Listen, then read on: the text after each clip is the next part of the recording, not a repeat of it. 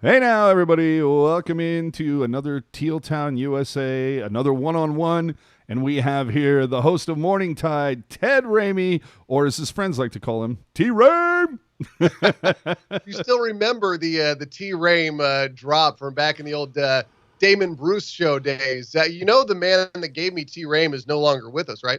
No, who was that? It was one of the founding members of Tribe, who, of course, as soon as I bring this up, I'm blanking on his name. But yeah, he passed away a couple of years ago. But in addition to the incredible music he was a part of, T Rame lives on. That's that, because that's the important thing here. Oh, absolutely. I remember being on hold on 1050 more than a few times, waiting to talk to T-Rame. The legacy lives on. KMBR Ted 50. Yes. So obviously, host of Morning Tide. Over the last couple of weeks, I know that we both had an audience with General Manager Doug Wilson. Mm-hmm. So I wanted to get your take on what the information he provided you, because I was able to listen to kind of your Morning Tide podcast. I listened to Brody's. I listened to like the big media call. And so obviously I'm listening to that and I'm going, I don't want to ask the same questions. And he's got pre-programmed answers for half of this stuff. He's very, very easily, all set up with the media stuff. So I'm just taking from you, what did you get from Wilson and where do you think like the trajectory of the Sharks is going? I think that he's very aware of the two things being equally true this year is that the team didn't live up to expectations. There were problems that were not able to be rectified. And that if it could go wrong, it did go wrong this past year. I don't think he tries to make excuses, but I think he is very much aware of the fact that there were significant problems, and we can outline those, and I'll get into them a little bit more. But I think that while you talk about the fact that everything that could go wrong for the Sharks did go wrong this year, I also think that in an alternate reality that the team stayed healthy and you had relative levels of production across the board that you were expecting from certain guys, and they did not go careening into the bottom of the West. I mean, you might have told me that the Sharks were going to be a bubble team this year, and I think that's a byproduct of making several deep runs into the postseason year after year after year. And, we're looking at most of the last decade, really. Yeah. So I think it has a cumulative effect. But I think that he was aware that there's still a lot of talent on the ice, that he's got, Evander Kane and Erik Karlsson and Logan Couture, just to name three guys, and Brent Burns and Joe Thornton. And, there's a lot out there to work with. So I think that he was clearly not happy with what happened this year. I don't think there's any way to gloss over that. I asked him, if this team had not gotten so damaged by injuries and had played out full 82 games, could they have worked their way back to a final playoff spot? He said it was possible, but he didn't really want to play that game, and I don't bother him because, you play the what if game, and yeah. You can go down any number of avenues or canals of how that makes you end up. But I think he was, I think he recognizes that he has talent to work with, and he recognizes the deficiencies. So, there's those problems aren't going away. So yeah, you're obviously wanting to go in a direction. So go. Well, no, it's you talk about recognizing the deficiencies, and that's kind of been my deal is, did they recognize the deficiencies? Did they, whether it's this, scouting and development and all of that group, did they recognize the fact that you've let go of Pavs, Donskoy, Nyquist, a second line on any team in the NHL, and those deficiencies obviously manifested. The right side of the ice got, really, just where was that? You had LeBanc is supposed to be your number one guy, and he bet on himself with $1 million contract. That really didn't work out. The right side was, you talk about deficiencies. So letting go of all that while making that huge, putting that huge sum of money on the blue line, that was my kind of thing when I spoke with him was too much money put on the blue line to the detriment of the forward group. Yeah, and that's what everybody's saying is that they're entering this I don't even know what we call this off season, because we're not in the off season yet. We still potentially have games ahead of us. But yeah, I mean, they have to address some of the issues with forward. And I do think that they have some young players that showed promise, but I would imagine that they have their eyes on some guys out there that they want to at least bring in. And in terms of investing that money on the blue line, I understand exactly where people are coming from when they say, I would have rather they had kept on to Pavelski and held on to a Gus Nyquist, something to that effect. Or at least replace that offense. Or at least replaced. But at the same time, you're looking, and I think the big one is Pavelski. I think you look at him, you say he's 36, going on 37, as opposed to a 29-year-old at the time of the signing, and Erik Karlsson, who's got his prime in front of him potentially, and I still think Erik Karlsson does have those years in front of him.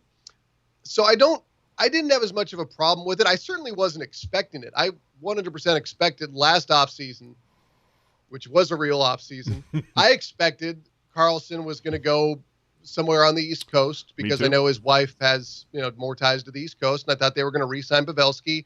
And so when it happened, I was kind of shocked. I'll admit, that was not the route I thought they were going to go down, but I can't say that I was upset with the fact that they had signed a younger Erik Karlsson, who at various points over the point of his career has looked like one of the top 3 players in the NHL and still has that ability to do that.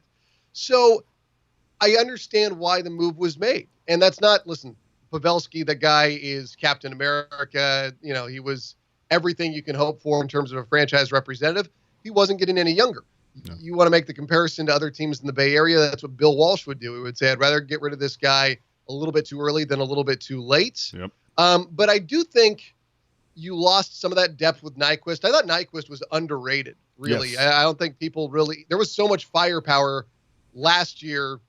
The last year they went to the playoffs, because we're still in this year, oddly enough. That team had an incredible amount of firepower, and they scored goals at will, seemingly. And so a guy like Nyquist got a little bit ignored, even though he was a great midseason acquisition. But with Pavelski, I think that it's hard to really underestimate what he does in terms of, it's not just the fact that he scores so many of the tip goals and knew how to redirect that shot from Burns to make it go in, but it was the fact that when he was hovering around the crease, it very much made teams nervous, and they couldn't come out as much. They had to sit back a little bit more because Pavelski was going to get into the tiny little, half spaces or whatever it was and find a way to get in front. And so it would draw the defense a little bit away from the other guys and give them a little bit more space to operate. That was gone this year. Teams were not as uncomfortable, and I think that the fact that teams were not as uncomfortable against the Sharks led to the Sharks losing a little bit of that puck possession that we so routinely know them for. And because of that lack of attacking puck possession, it turned into a little bit too much cycling on the blue line. And I thought that was kind of something where you just didn't, like, sometimes it seemed like they were a bit adrift, like they were waiting for that right moment. And that could be that it was a team in the first year of a relatively new identity. But, it was interesting to watch, and it's hard to properly value Pavelski for what he was. I mean, because it was more than just the goals that he scored. It was the problems he created schematically for defenses. But, those deficiencies, you're right. They were not 100% addressed. I think there was the expectation that a lot of those guys would develop, and there was a lot of pressure on those younger guys to develop. Yeah. That might happen this year and more next year as well. But I also thought that there was, the defense could have been tighter, and we saw that Bugner corrected that a little bit. And it was, sometimes they were overly aggressive, and we all know that there was a bit of there was gambling on the ice in terms of getting too far forward. Brent Burns is as dangerous as he is, he will gamble. Yeah. And I felt like that bit the Sharks more often than not this past season. So you take the good with the bad.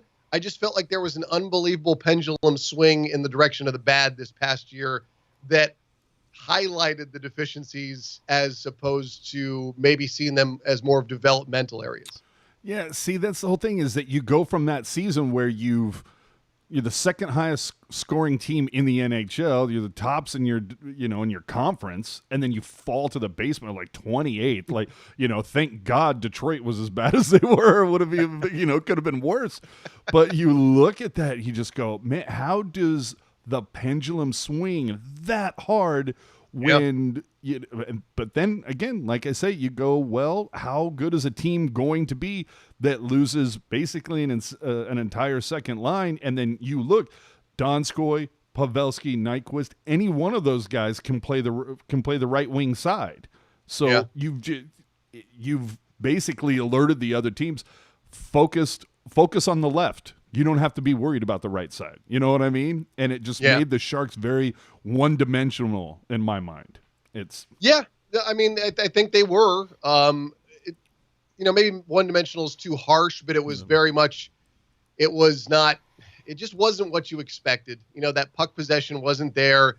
There was a little bit of sloppiness at times. There was to me, honestly, if you want to get down to it, I think there was a little bit of a tired, and I think there's a mental fatigue more than anything. It's like they probably just looked at themselves once again, saying we got so close to the top of the mountain, we got knocked down. We all heard them say they didn't have a good training camp. Yep. They got off to a bad start with Vander getting suspended after the preseason, and which, by the way, you saw that he and Reeves buried the hatchet in favor of the Black Lives Matter movement, which I thought was awesome. I think they buried the hatchet off the ice. When they're back on the ice, it's on. It's on. Yeah, but I mean, I thought that was cool that they could be like, hey, let's put this aside and try and work towards something together. Which again, that's another thing we're lucky in San Jose. Guys like Evander Kane, guys like Joel Ward, who want to be out at the forefront of these things. I think that's a byproduct of the Bay Area. A lot of athletes in other markets around the country and North America might not feel as comfortable doing that, but that's what we get with the Bay Area. I think it's pretty cool. But I think the mental fatigue really hit in early this year. It was like they were back at it, and then they were suddenly, getting beat up by Vegas early in the year, and then they just couldn't really find their rhythm. Suddenly November happens. It looks like they've turned the corner, and then December, they go out on the road, and it's just it's a disaster, and they losing games. They make the change at head coach, and then the injuries start piling on. I think that mental fatigue, it was like, how much do we have to keep on doing? I think it played a factor. It's just like, there's an expectation of when you've been playing at such a high level and you come back the next year and you're not playing at that same level, you're almost waiting for it to happen, and it doesn't happen, and it just starts to weigh down more and more on you. And I think that was a factor. I'm not trying to take anything away from their play on the ice, but I mean, there were times when I saw a mentally fatigued team on the ice, because it wasn't for a lack of effort. I mean, even after the injuries piled up towards the end of the year, Bugner had the guys, a lot of whom were, inexperienced players, playing hard. I appreciated the fight. The final product wasn't there. I appreciated the effort. Yeah, I mean, now, does that mean that a guy like Noah Gregor or Joel Shelman look better because the rest of the team is doing so poorly? Perhaps. I don't know. Yeah. But, you bring up that just abysmal October. They flipped the script in November, but what a lot of people, forget to take into account is you look at November, it was a massively home-friendly schedule, and they never left the Pacific time zone until the final game of that month. And they only went to Arizona. It's like, I think we're okay there. But I just look, again, that the whole idea of being second in scoring the following season, dropping to 27th to 28th. Meanwhile, Jones and Dell put up almost the exact same goaltending numbers. Now, they weren't great either season, but it's still the fact that they were almost identical. And 1 year, they're in the Western Conference Finals. The following year, they lose 1-0 to the worst team in the league on New Year's Eve, and you're like, okay, check please, thank you, I'm out. Yeah. Well, here's the thing with the goalie that we have to talk about, because we are all trying to figure out what has exactly happened to Martin Jones, right? I mean, this is a guy who at a time looked like he had learned his lessons very clearly from Jonathan Quick, had that aggressiveness, would come out of the crease a little bit, looked like he was the franchise guy, and they invested the money. And then the last two seasons, it hasn't been there. And the one thing I keep on going back to is that since he became the man in San Jose at the start of the 15-16 season, he's played more minutes than any other goalie in the NHL. And the rest of the league has not gone to a 50-50 split, but it's closer to a 65-35 or 60-40. Some teams have done like a 55-45. And I think that has worn down on Jones, because if you look that once they started having that competition and Bugner started playing Dell more, Dell, with the increased time on the ice, got better, in my opinion. Mm-hmm. Jones got the opportunity to work with Nabby and probably was able to step back for a second, was able to look at his game a little bit. I thought that he wasn't perfect, but I thought that I saw improvements in his game. And I thought that both those guys, with the increased rest and with the competition, were better from that point. But when you get to that point, things were almost over and done with. And then you add on suddenly Couture and Karlsson and Hertl going down.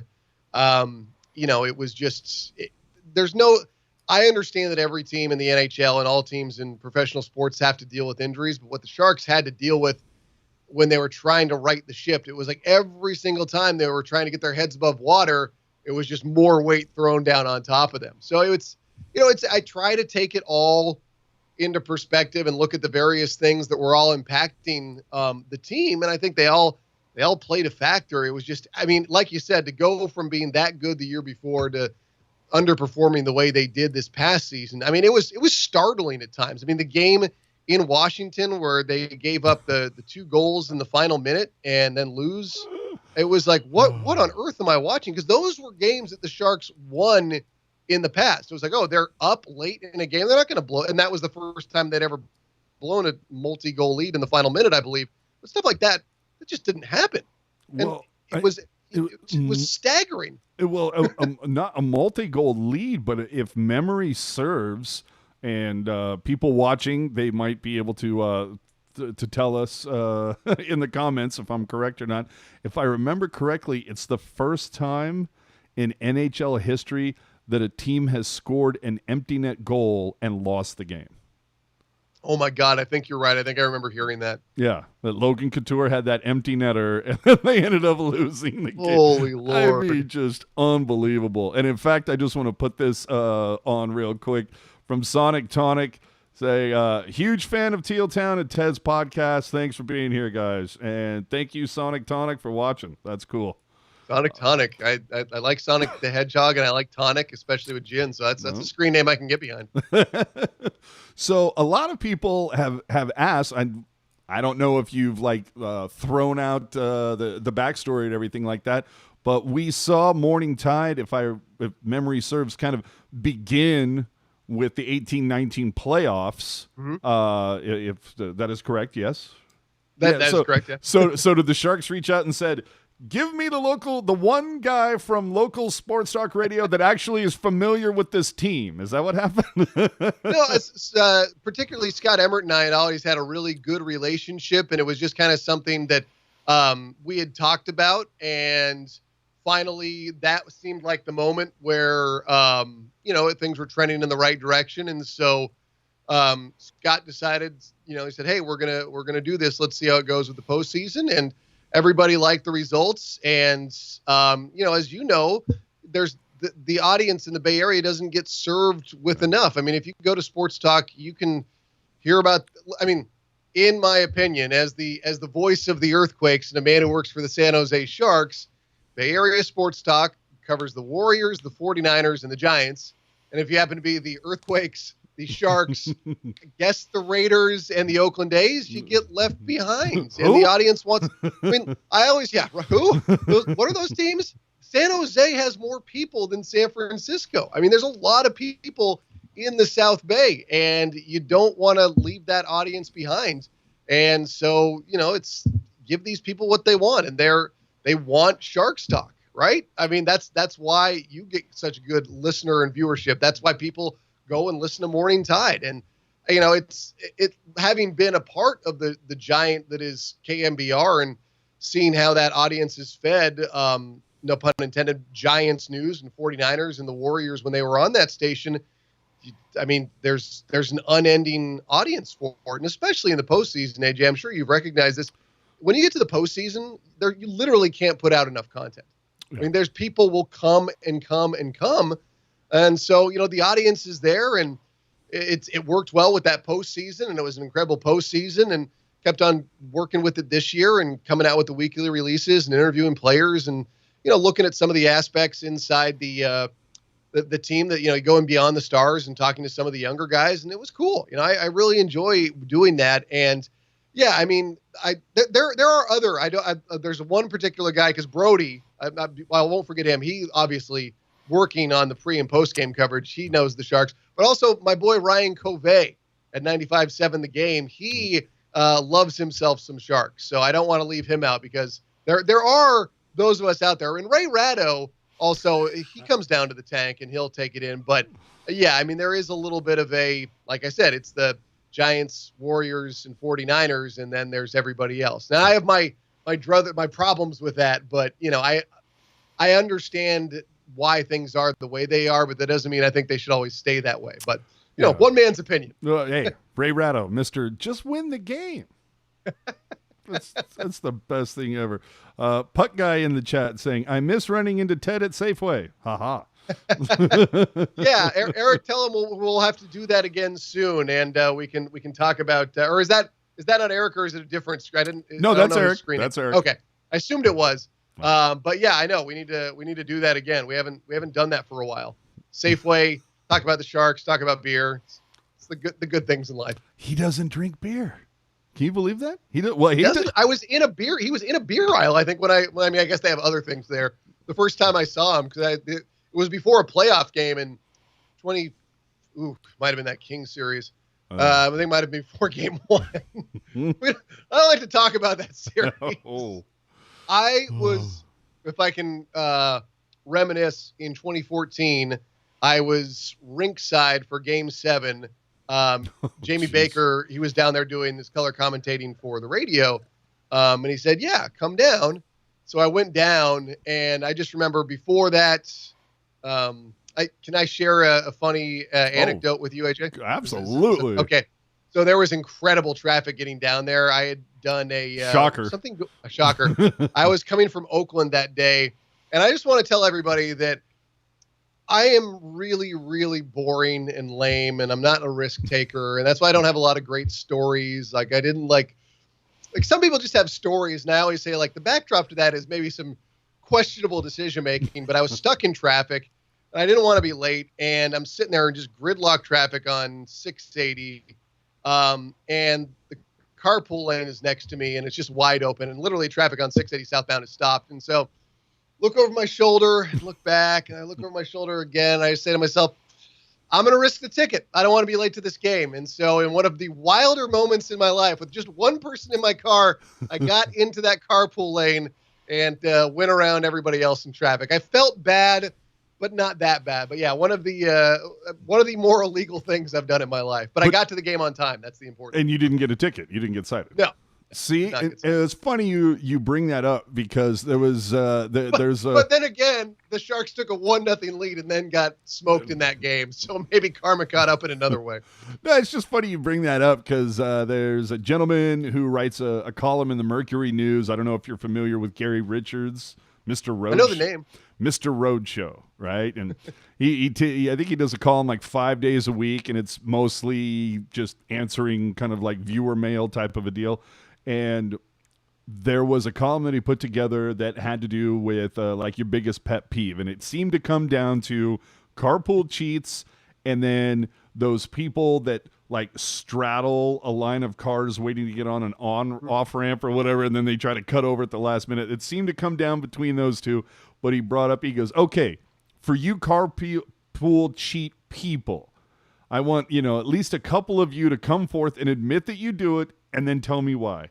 And there was one particular person who wrote him a letter that said, you know what? I do it Monday through Friday every day. And the amount, and he goes, and I usually get a ticket. I'll get a ticket once a year, maybe twice. But because of the time that I save and everything like that, it pays for itself, And I'm like, yeah, I mean, I only did it the one time, but I understand the rationalization. But rules is rules. Yes. And without that, we have chaos. So no, I'm right there with you. But Oh, don't get me started on that's like But I been the one cool thing about COVID is that if you do need to go somewhere, you've been able to get there relatively quickly. but now traffic is back. There's actually Yeah. more volume of traffic. There was a report out yesterday at the Bay Bridge. Traffic now between 5 and 6 a.m. is greater than it was before the pandemic, but the traffic in the 3 to 4 and 4 to 5 hours has gone down. So I think that must be maybe not as many people taking Ubers to the airport or taking other things like that. I can see that. But still, I mean, it's coming back fast. And yes, the lack of traffic, the straddlers, South Mission on 680 to get over to 880, that's always where people do that. Big long line of people cutting over at the last second. Yeah, I put like 30,000 miles on my car last year, so I haven't minded the fact that we've been doing less driving as of late. So I've seen it all. I've seen a lot of it. Well, so we do have playoffs in some form or fashion coming up. I believe Las Vegas has been chosen as a hub city. But that's going to be where the East plays, and I thought I heard the West was going to play in an Eastern city. Has that been finalized? I haven't heard anything like that because it does seem like it would be an unfair advantage to have the Golden Knights, play in their home barn, of course. So I do think that, if they do that switch, I do think that's the proper thing to do. However, are we going trying to figure call out it a Stanley Cup champion? No.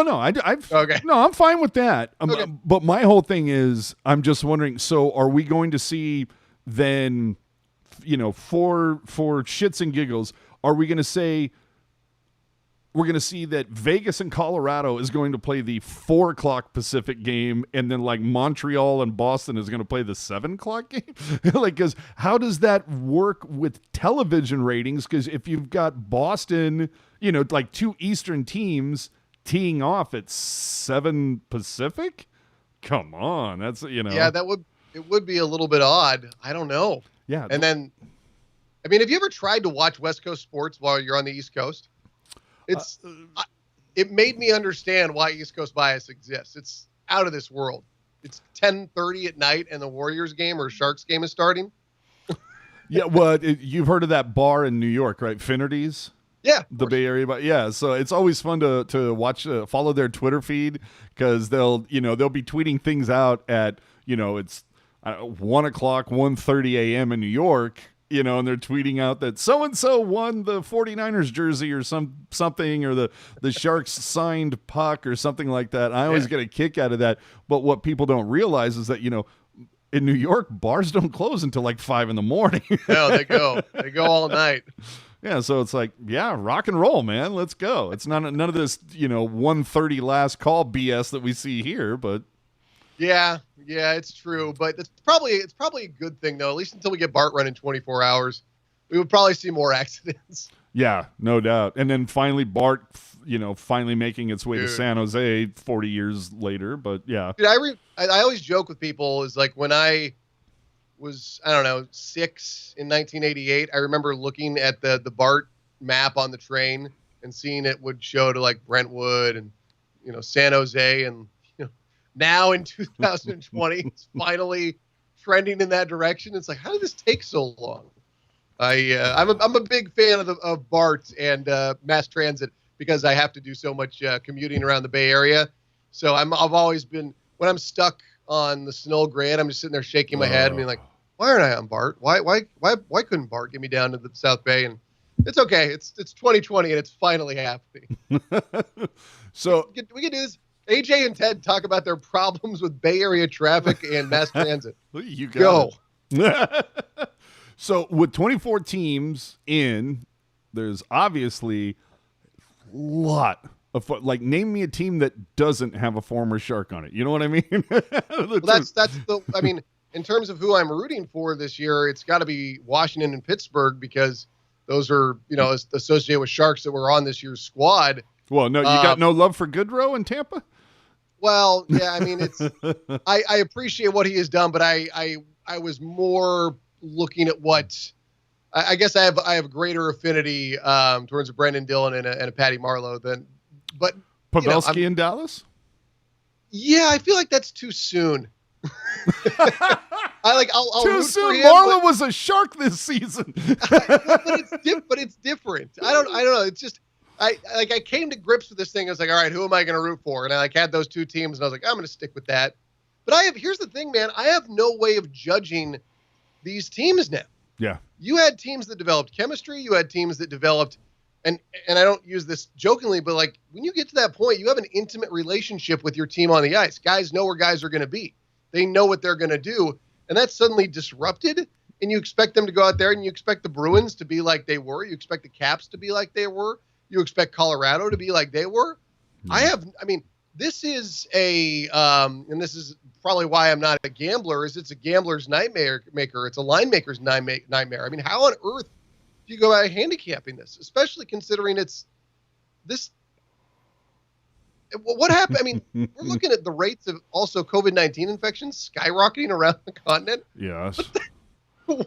I have no way of trying to even hazard a guess of what's going to happen next. Well, you talk about the chemistry that teams had prior to like March 12th, but then again, think about the amount of guys that were actually injured on March 12th. That now, if COVID had never happened, there might have been a couple of guys on the Avalanche that might have been hit or miss for making the first round of the playoffs that now are completely healthy, and I'm sure that's the same thing with other teams. So yeah. I like that. But going back to the whole Shark thing, it's just so funny that it seems like half the teams in the league have a former Shark, whether it's Pavelski with Dallas, Dillon with Washington, Goodrow in Tampa, Marlowe with Pittsburgh. You got Stalock in Minnesota, Donskoy in Colorado. I mean, Nyquist with Columbus. I mean, yep. It's just, it's insane. It's like, just throw a dart, man. What you're doing is you're giving yourself a rooting interest in the maximum amount of games that are going to be on TV. Exactly. You're like, okay, I got a reason to be emotionally invested in this. That's all you can really ask for. But dude, when we were watching the Bettman thing, and they were talking about the lottery, and they were talking about the teams that were going to be in the tournament or the Stanley Cup Playoffs, how we're calling it. And I was just sitting there going, literally every team in the NHL is here but the Sharks right now because the Sharks traded away their pick. I was like, this is unbelievable. It's like every team is being represented in this discussion of the grand of what's going to happen out of this with lottery and playoffs, but not the Sharks. I was like, this is an interesting place we found ourselves in, the intersection of reality and San Jose Sharks. When they were making that announcement, I was like, I gotta admit, I did not see all this coming. It's just, I mean, really, this encapsulation of like the last year or so of Sharks history, if you want to call it, is just the fact it is the Murphy's Law season. Just everything that could go wrong has gone wrong, even including like you didn't lottery protect that pick that you went to Karlsson, and then one of the players that you sent, Josh Norris, ends up winning AHL Player of the Year. I mean, it's just everything that possibly could have gone wrong went wrong, man. It's that's what I keep on telling myself, and that's why I have to believe that the pendulum will swing back in the opposite direction, because it's like there were times where I would like laugh this year, like something would go wrong, and I just be like, ha! like really that actually happened? Because I mean, I guess that when you're on a run like the Sharks have been on for the last 20 years, basically, a little bit shorter than that, but mostly it's been good. It's obviously there've been some heartbreaking playoff losses.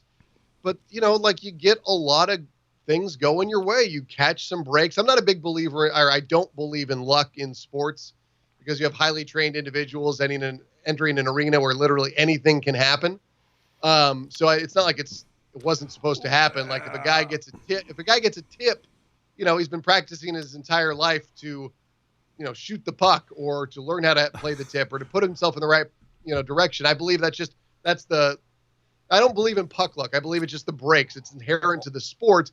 That said, it was astonishing this year just to watch. And be like, I can't believe that happened. I can't believe that bounce, that break went against the Sharks consistently. And then with the injuries, it was just like, you got to be kidding me. Yeah. I mean, it was just the dog piling effect and the snowballing. It was like, just keep it coming. Just keep it coming. Just keep it coming. Remember, I was getting to work at KCBS, And that was when the Erik Karlsson news broke. And it was just like, seriously? I think really? I've heard this story. Go ahead. I was like, I couldn't believe it. I think I think that somebody, I had said, oh, what about this, this, and this? And they said, let's hold off. We've got some bad news about to come out in 10 minutes. I was like, bad news? Because at that point, I was not expecting yet another horrific injury to be set the Sharks. I was like, oh, God. It kept on happening, man. It was like you're stuck in a bad dream. It was there was no point in September where I was like, oh, yeah, this, and this is going to happen, and that I'm not really going to be thinking about the playoffs. And then, of course, there was the reality of the playoffs being shut down by a worldwide pandemic. But I expected that when we got into January and February, we'd be talking about positioning and home ice, things like that, and that's not the story I thought you were going to tell. I thought which one? If I remember correctly, I thought you had, and I might be wrong, but I thought it was you, that when the Erik Karlsson news came down, you're like, oh, let's turn on local sports. They got to be at least talking about this, and like no one was mentioning it. No, of course, yeah, that did happen as well. Yeah, because I was in my car outside of KCBS, but of course, no, there was no mention of it at all. Because the other thing, I can't remember if it was the Hurdle one or the Karlsson one, where I think I literally, in response to it, just threw my hands up into the air in the response. It may have been, this all may have converged around the Karlsson one. But yeah, no, I do remember looking for it on the radio, and yeah, there was no discussion. Now, what would you equate that to in, say, baseball or basketball, where it's like, some team getting hurt? I'm sorry? I mean, when Steph Curry gets hurt, and immediately that everybody is talking about. Yeah, but I almost feel like if Aaron Judge was like traded to like the Marlins, they would be like, they would do an hour on that. And it's like, oh, yeah, that's on the other coast. It has nothing to do, but that's what they would talk about if it was something like that. You know what I mean? Yeah, unfortunately.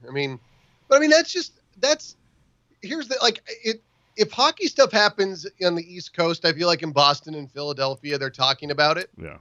And it's partly due to the fact that people didn't, the Sharks haven't been here that long. I mean, they've been a big part of our lives, but like there are people who were well into their 40s and 50s when the Sharks started up, and they may have developed into fans, but it's not as, for the people who have been engrossed in sports talk their entire life, they're not as concerned with the Sharks per se. Like they like the Sharks and they're fans of the Sharks, but their lives have been more centered around the 49ers or the Giants or whoever it's going to be. But I think in the next 5, 10, 15 years, you're getting more and more people who grew up with the Sharks as the norm. And I talk about this with the Earthquakes as well, and talk about soccer's growth in America.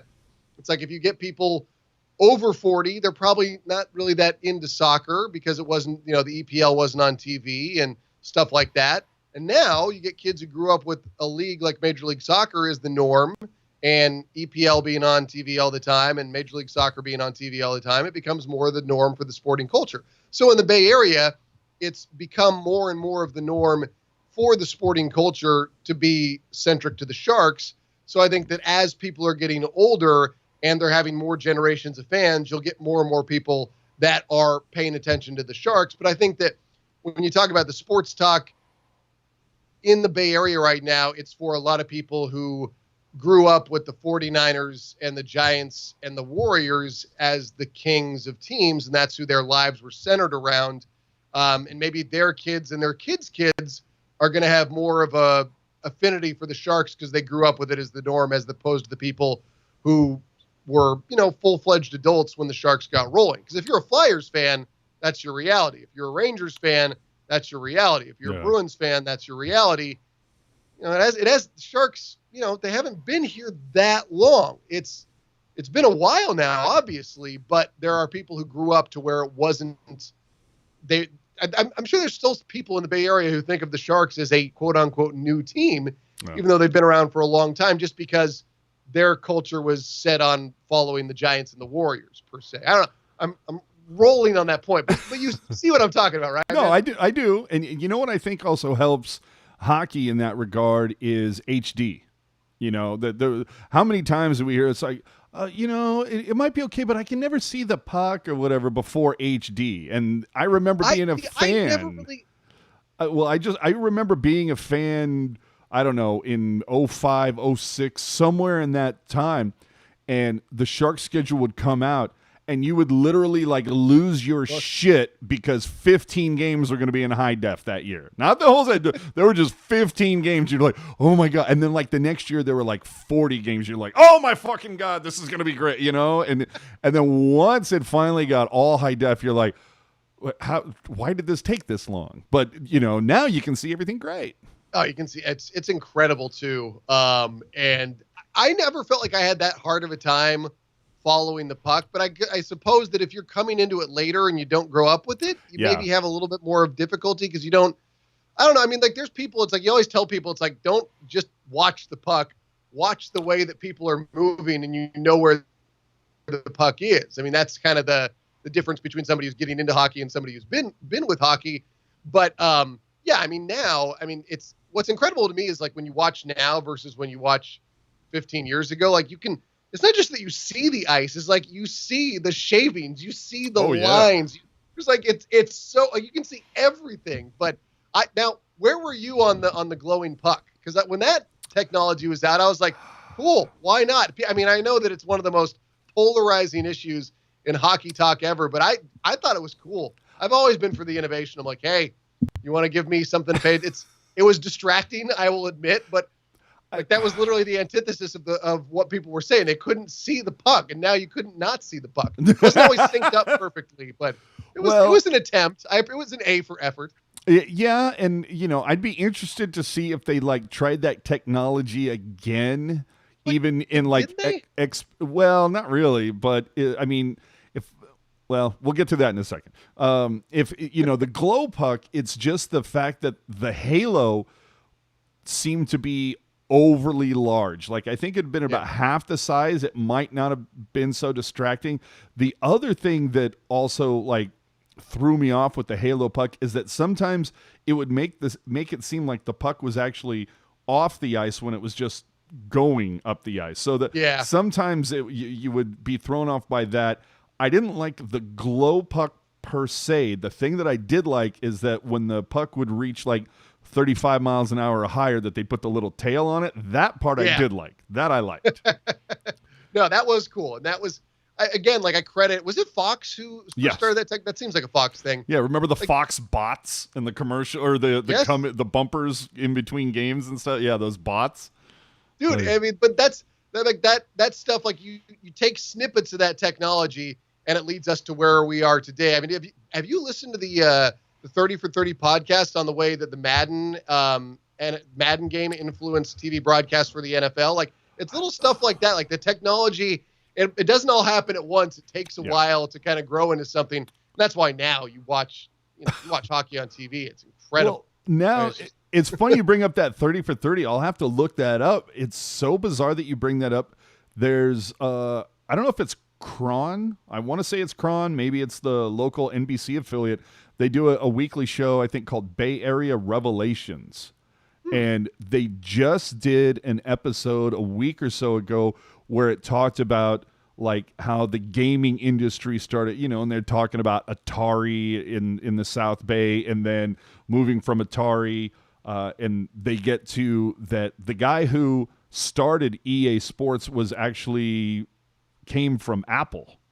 And he decided to, he wanted to go into gaming, so he started EA Sports, and that their big feather in the cap was getting the Madden name. And they did, it's an hour-long thing, and it seemed like 30 minutes of it was how involved Madden was from when it's just little stupid little pixels and a little X is supposed to be the ball, and then you see it 25 years later or whatever, and it looks near lifelike, where another 5-6 years from now you might not even be able to tell the difference. Dude, did you watch the video games of the NASCAR they were doing? No, I haven't seen that. Like it was remarkable how accurate it looked to the sport. Because they had the Fox crew and like Mike Joy broadcasting the guy's virtual e-racing, and like you would watch it and you would forget you were watching a video game. It was Like it's so here's what I will find you the link for the 30 for 30 podcast. Yeah. If you can find me the link for that one from Kron or KNTV, because I It's want to see that now. Well, Eric is saying that it is KNTV. So, but yeah, Okay. it's like, I think it's like every Sunday evening or whatever, they do this whole Bay Area Revelations thing. And, I know they've done a thing like, on Apple Computer or other HP, other companies that have started here. And not everything is technologically centered. Like they've done a thing about, the redwoods up in Northern California. They've done the Napa and how the whole wine scene there. So it's they done craft beer. Ooh, boy, I'm gonna have to look that one up because I would like to know about that. I'm just saying. And in fact, go ahead. Tell me your top 5 local craft brews. While you do that, I'm gonna bounce out for about 5 seconds to grab something. Sure. So top 5 local. What are we going local? Because I got my boys at Golden State Brewing, and they've got to look for a new location. I love Drake's. They're solid. incredible. Faction. Do we consider Sierra Nevada local? Are they local enough, or is Chico considered? I guess I would say Northern California should be in there. Yeah, and then I'm blanking on the name. They make Scrimshaw and Old Rasputin, North Coast. I think you're right. I think that is North Coast. And then I would probably go. I'm waiting for you to say my 2 favorite words. Do you want me to say Rare Barrel? Who do you?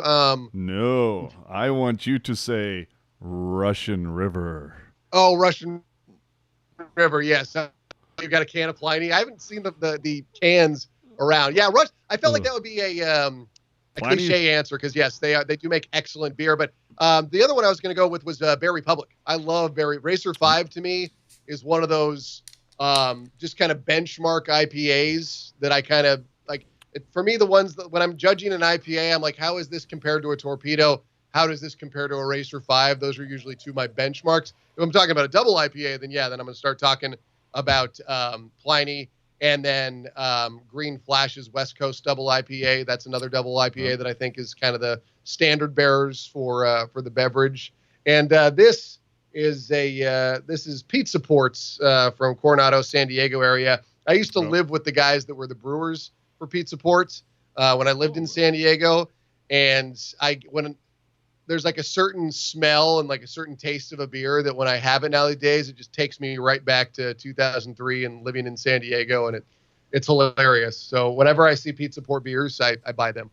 Well, see, and I used to, until they were recently bought out by, I don't know, some company in the Midwest. I used to be a big Ballast Point guy, but Yeah. I've kind of fallen off the wayside. I'd still like that grapefruit sculpin from time to time, but no, I'm just I am such a whore for Russian River stuff right now. Yeah, it's like, anytime I go to Total Wine, I was just like, okay, where is it? And then it's it's so funny.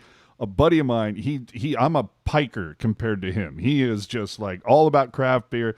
And I don't know if you remember, but in the I want to say it was like mid to late 90s, there was this push. And God, you want to talk about a thing that was way ahead of their time. There was this place somewhere in San Jose where you could go there and basically, it's so weird. They're kind of like, we've got a recipe for IPA, we got a recipe for this, and they have like different recipes, but then you could kind of like add to it and make your own thing. That's interesting. And then you'd even like get on a computer, you would design your own label, but you would come up with the recipe, you would do the label, you'd pay the money, and then, I don't know, 3 weeks later or 6 weeks, whatever it was, you would then come back and pick up like, I don't know, 4 cases of your own beer. And it's in like those nice big bottles. And I'll tell you, my buddy made one of the best beers I've ever fucking had in my life. It was so goddamn good. Because the guys with Beer and More Beer, I wonder if they know about that. I'll have to ask them, because my buddy JP, I don't remember, he was the beer expert from Brewing Network that I used to have on my show. I think so, yeah. he worked with the Beer and More Beer guys, and that sounds like something in that time frame that they would have been affiliated with. So I'm gonna investigate now and find out about this, because that is a very cool idea. Dude, I think it was so ahead of its time, because it was, you just had that weird, now granted, I've been involved with DJing in nightclubs for 30 years. So like I've seen how, things have kind of, what the hot drinks were. And, I was from the days when like Zima was like the big drink. Right? So, has anything ever been bigger than the Moscow Mule? Oh yeah. Oh no, to me, like, again, that's another one of those ones where it's like it got hot for a flash, and then to me it's already died out. I mean, that was so huge though. Like I feel like people walking around with those little copper mugs. It was big. It was a big deal, but then everybody, again, going from, I remember like Zima had their day in the sun, Goldschlager had its day in the sun, Jaeger and Honey Jaeger had its day. Those are the big ones. All the girls at the end of the '90s, Jaeger bombs, those. But all the girls in the end of the '90s were all like, "Oh yes, I want my little Cosmopolitan because I watch Sex in the City and it's so cute." Cosmos. So you had those. Skinny Girl Cosmos. They made a fortune off of that stuff. Oh, please. And then you had, right around the turn of the century, they brought in all the flavored vodkas. Those went nuts. Yeah. And then you had basically kind of like the Zima ripoffs, where there was like Smirnoff Ice. There was, some other, I forget, what are the three big vodka companies? It's like Smirnoff, and there's a couple other ones. Yeah, well, there was also Mike's Hard Lemonade was made by one of those vodka companies. Yeah, and so now, and then today, we're from that time of Smirnoff Ice. I forget what the other one was. And then you fast forward, 10, 15 years, and all of a sudden White Claw. And it's like, what's the fucking difference? I haven't had a White Claw yet. I've not had any of the seltzers. So overrated. I just, what somebody told me, they said they're very dangerous because they're so light, you don't recognize that what you're drinking actually has alcohol. It's the same thing with Smirnoff Ice. Smirnoff Ice had such a strong flavor. Like I remember that came. Really? Smirnoff Ice was popular right around the time I was turning of legal drinking age. Oh, well, that'll do it. I remember it just had such a. I didn't say that I hadn't had beer before that point. By the way, I remember it had such a strong.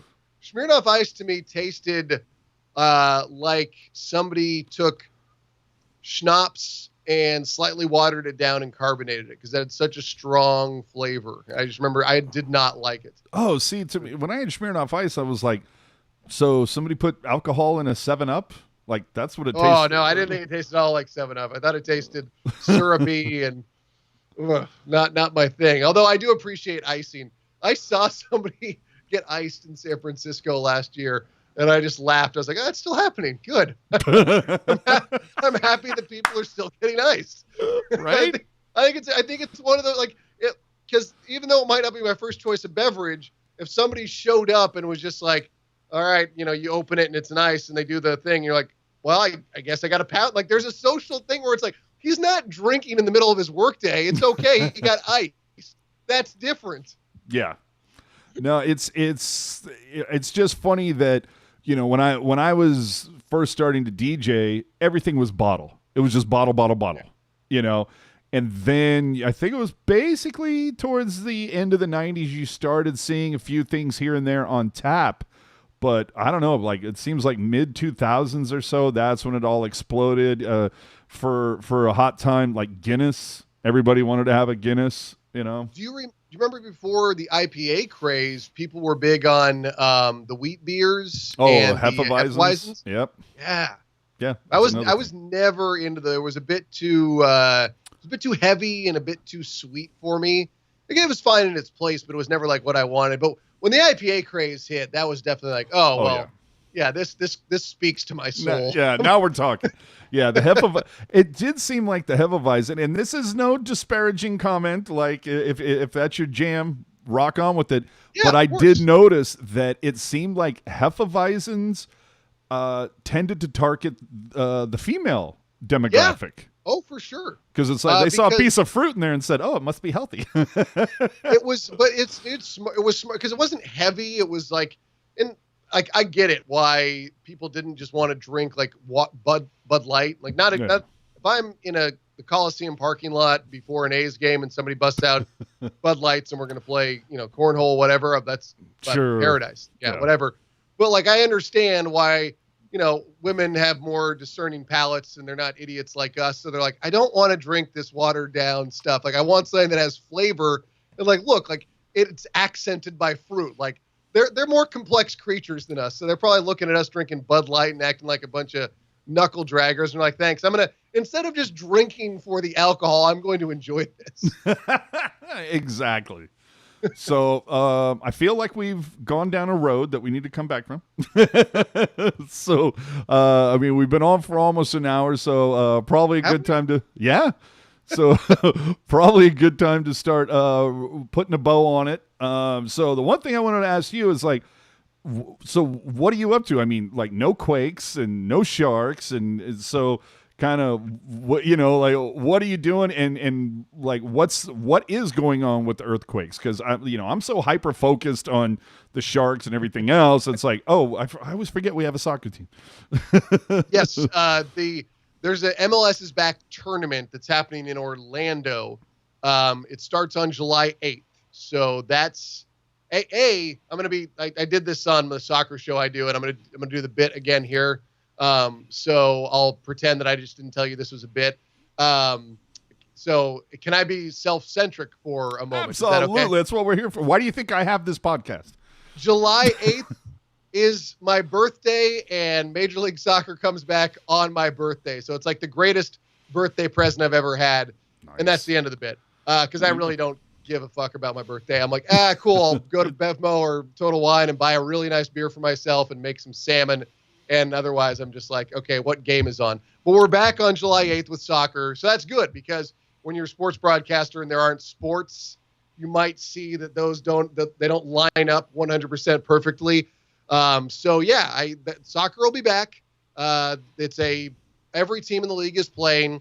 It's group stages. Every team is going to play 3 games. The top 2 finishers in each group, plus the next best 4 teams, move on to a best of 16, and then it's just classic knockout form, 16-8-4-2 champion.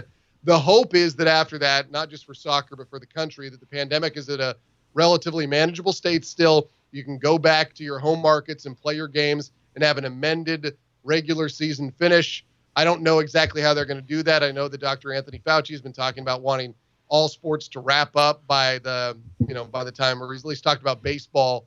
But I think that goes to other sports in terms of wanting to get things wrapped up. So that'll give me something to do. Yeah, I was going to say, do me a favor. Yeah, tell me more about what you think is going on with baseball right now, because it seems like one day, 100%. Next day, we're not sure about that. And do me a favor, talk about that. I will be right back because I hear somebody at my door. Sure.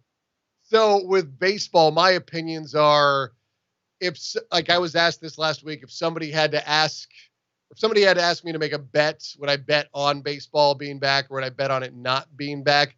I said I would bet on it not being back because I feel that there's so much bad blood right now. And I feel like what it's going to come down to is the medical, even if they figure out what things are going to happen with the games and the prorated salaries, people are going to talk about the medical issues and whether or not players can sue Major League Baseball if they get sick while they're playing. At least that's been some of my, beyond the literal grievance side of the union aspect, there's been stuff pertaining to health. So I think you're going to get bogged down in the nitty gritty of the health details, which I think will prevent there from being a season. I hope I'm wrong. I want sports to happen. I like talking about sports. I also know how many people's livelihoods are impacted by baseball. You think about the people that work at the stadiums. You think about the people who work in media. You think about the people who work at the surrounding businesses that are, like the place on Hagenberger, literally called that, a burger joint. They get business after A's games, and all the businesses around, what are they called? Oracle Park now, where the Giants play. They're all being impacted by this. And I feel really, really bad for everybody. It goes beyond the athletes. I mean, I know that when there have been work stoppages in the NHL, that a lot of those surrounding businesses around SAP Center get impacted. And, you have to take all these things into consideration. It's really unfortunate, but I hope baseball comes back, but I'm not betting on it right now. So I don't know. Sucks, man. What's the name of it? There's that cool Oh man, there's that cool bar that's across the street from Oracle. What's that place called? Big outdoor bar area in the front. Yeah, I know what you're talking about. Like Pete's? Momo's. Yeah, Momo's. Okay, so Yeah. stuff like that. It's like, you know that they're impacted. Yeah. You even think about the guys, when it comes to baseball, the guys that walk around selling, at Oracle when it gets a little late into the games, but the guys that are selling, the coffee, the popcorn, the cotton candy, just the concession guys. That's tough. But you talk about the Sharks, man. Those businesses downtown San Pedro, I mean, just the ones that are on San Pedro, you think about the money that they rely on the Sharks to bring in, and I'm quite sure when they're putting their books together, they're going, okay, they're looking at the dates, for sure. They're going, okay, we can count on this, and this. Yeah, and that's just the thing, is it goes so far beyond the literal sport itself, and I always try to take that into the equation, because while we're all selfishly saying, I want to be able to come home from work at night and turn a game on, whatever the sport way may be, we're all in that together. But that's our little bit of like, hey, like, this is fun for me. But like, the second you start to think beyond that and think about all the businesses and the people that are being impacted, then it's kind of that, ooh, this is bad. Because as we know, there's almost 40 million people, or over 40 million unemployed right now. And the number's going up, and it's the longer we're without sports, those people are being impacted. So yeah, I mean, it sucks, man. I just, no one wanted this to happen, obviously, but even if baseball does come back, it's not going to have fans this year. Exactly. These that place, people are all going to be impacted. Well, isn't Public House, that bar that's part of Oracle, isn't that open like year round? I would assume it usually is. Yeah, so you got stuff like that. You got the Shark Store, where that was, open 6 days a week, and everybody's been furloughed there. Eric asking, are you going to Orlando to broadcast the tourney? No, we will be doing that on location, likely from Earthquake Stadium, because of the bubble. They are bringing as few people as possible. And I think that I would just be being added into the mix. It's another person that could potentially, get infected or something like that. So they're trying to run the risk as low as possible. And it'll be hard, because I've gone on every road trip, except for when I've had other broadcast stuff going on, a couple of conflicts for some TV work. I've gone on every road trip, and I've gotten to know the guys really, really well. And I enjoy traveling with them and the coaches and all the equipment and medical staff. It's a big friendly thing. And there's, been some times where after games, everybody descends to the hotel lobby and everybody's hanging out and having a beer, and it's a really good time. It's really nice bonding and, friendship making. And I'm not going to be able to be a part of it, but I also understand this Orlando tournament. It's not going to be quite like that. It's going to be very much like you're in your hotel room a lot, or you're playing a game, or you're, maybe I don't know the full, how much freedom they'll have, but it won't be like the road trips we've been on before, where like, when we were in New York last year, it was like, okay, we get in, and then it was the night before the game, and it was like, okay, me and some of the guys that are on the staff, not the players, obviously, but PR staff and such, was like, oh, there's a cool rooftop bar.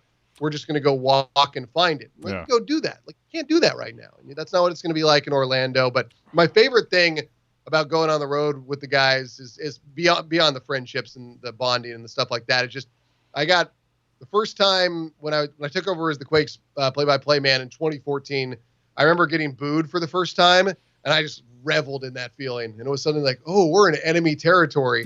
And so now, like, going on big road trips and going up against teams that, there's existing bad blood, like, it's fun. Like, getting booed did something to my ego, and I was like, oh, I like that. Yeah. That made me feel like I'm a part of something. So yeah, it's cool. It's really fun. And, you get to go and check out, this is my whole thing. It's like the country is obviously dealing with a lot of stuff right now that go far beyond the talk of hockey, but I'm always staggered by everywhere I go.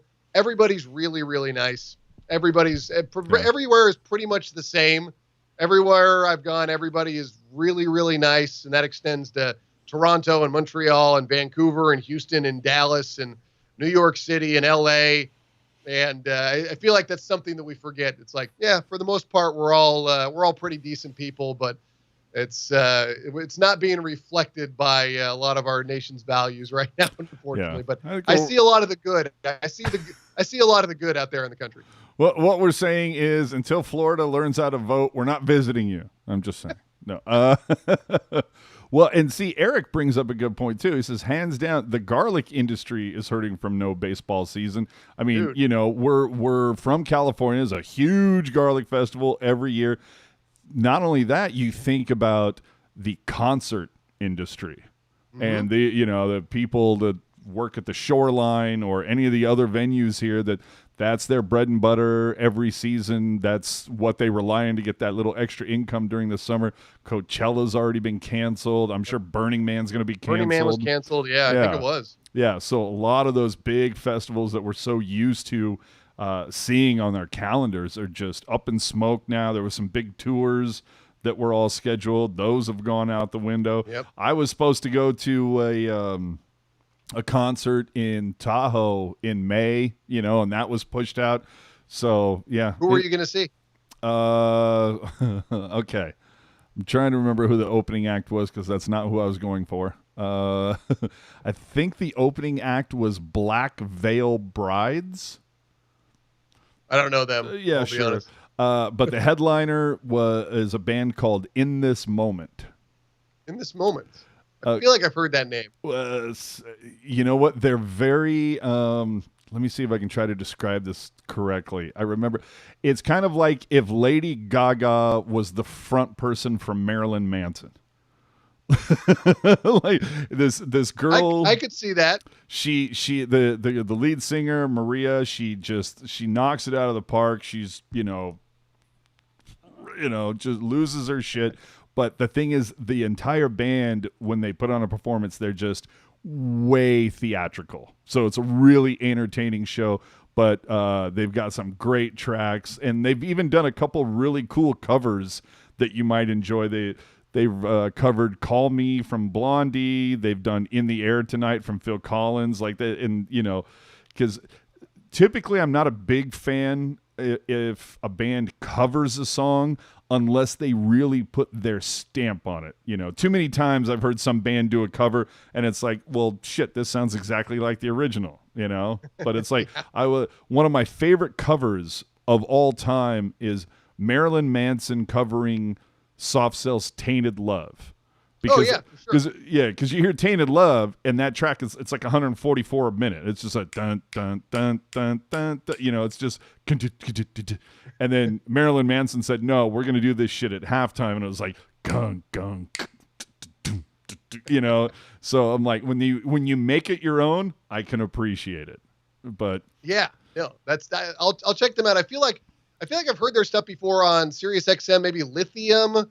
Or on Turbo or Octane. Turbo plays them. And Octane. Okay, yeah, because that's, as soon as you said that, I was like, I'm pretty sure I've heard at least some of their stuff. Because in one of the great unintentional forward-thinking things in my life, for years I've been building a home gym in my garage. So when I'm not doing this stuff, I work out in my garage and I blast various stations from Sirius XM, and that's just kind of... And so when gyms worldwide are shut down, I'm like, hey, this worked out nicely.